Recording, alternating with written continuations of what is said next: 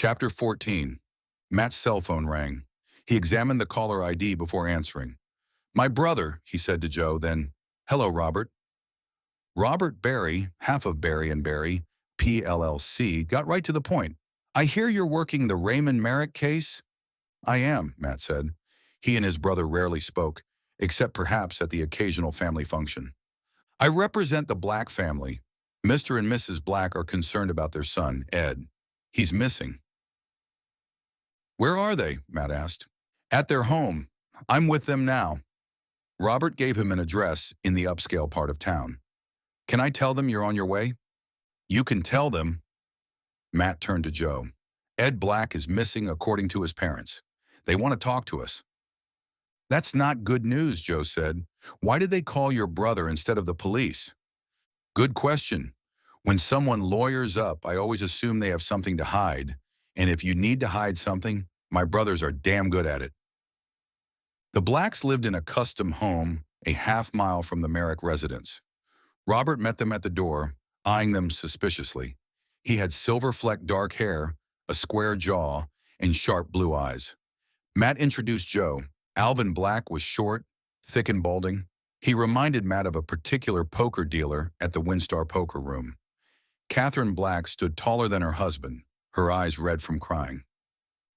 They sat in the living room and Robert spoke first. "This is my brother, Matt. He's a special agent with the Texas Bureau of Investigation. Tell him whatever he wants to know." "Why do you think your son is missing?" Matt asked. Alvin Black answered. "Catherine and I have been on vacation.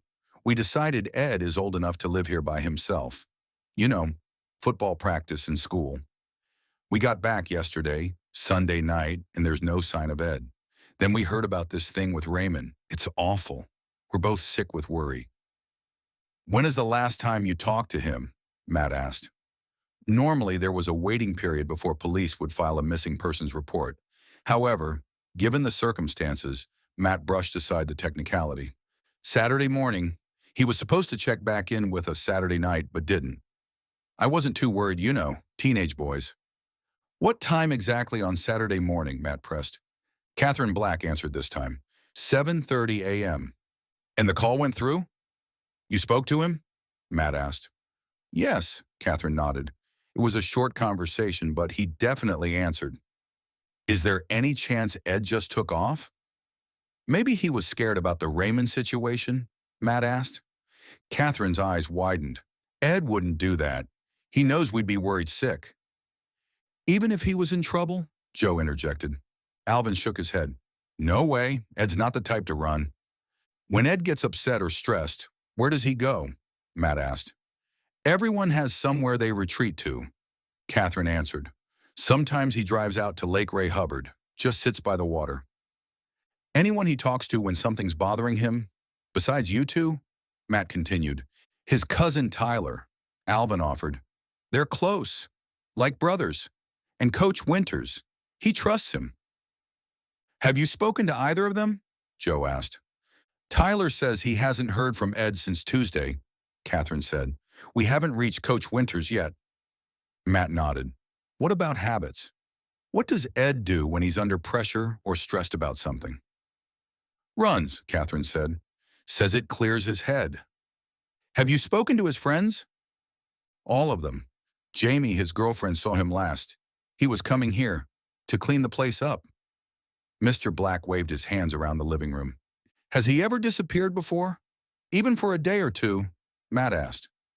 "Never without telling us," Catherine said, her voice breaking slightly. "Not once."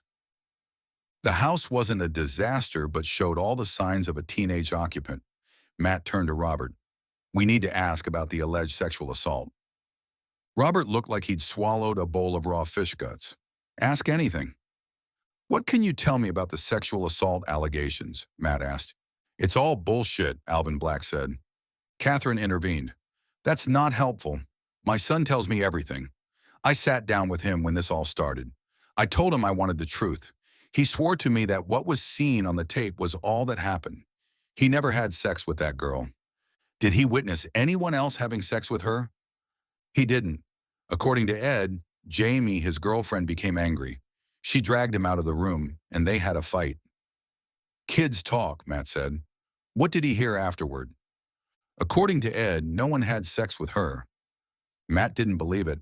He was willing to bet Catherine didn't either. How did she get naked? Robert spoke up. Is this really relevant to Ed's disappearance? Matt felt a sting of irritation but controlled it. I need as much information as possible. It's okay, Catherine said. The boys helped her. The kids were skinny dipping in the pool. She wanted to join them. Matt shifted gears. What was Ed's relationship with Raymond Merrick like? They were friends. They played football together. Teammates, Alvin said. Were they friends off the field? Matt pressed. Of course, Catherine said. They ran in the same circles. Any tension between them? Joe asked. Competition for positions? Girls? Status? None that we are aware of, Alvin said, and Catherine nodded. Had Ed mentioned any issues with Raymond recently? Arguments? Disagreements? Nothing specific, Catherine said. Did Ed have any enemies? Anyone who would want to hurt him? Alvin Black said, none other than that maniac McKnight character. McKnight himself or his daughter? Matt asked. The father, Alvin said firmly. Man's been on a crusade since this whole thing started. What about the two of you? Do either of you have any enemies who might want to get at you through your son? Alvin Black said, no. What about the school safety officer, Officer Swift? Any problems with him? That's an odd question, Robert said, his acute mind picking up the change in questioning. Where are you going with that? It's just a question, Matt said. He looked at the Blacks, waiting for an answer. We've never heard of him, Catherine said. Ed never mentioned an issue with security at school, Joe asked. No, never, Catherine replied. Should he have? Matt ignored the question. Does Ed own a computer? Tablet?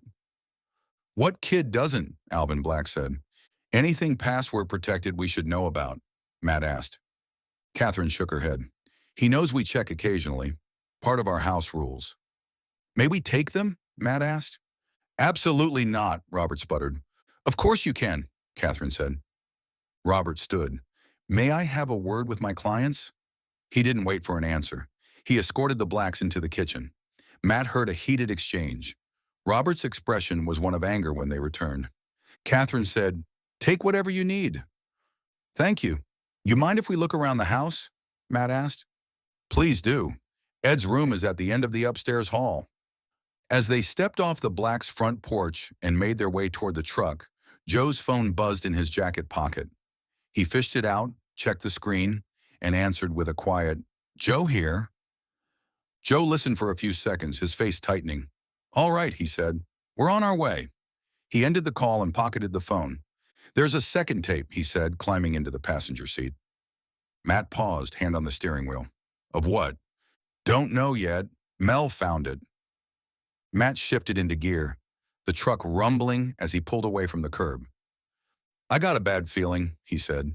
Joe grunted, staring out the window. They drove in silence for a few blocks, the houses sliding past in the wash of the headlights.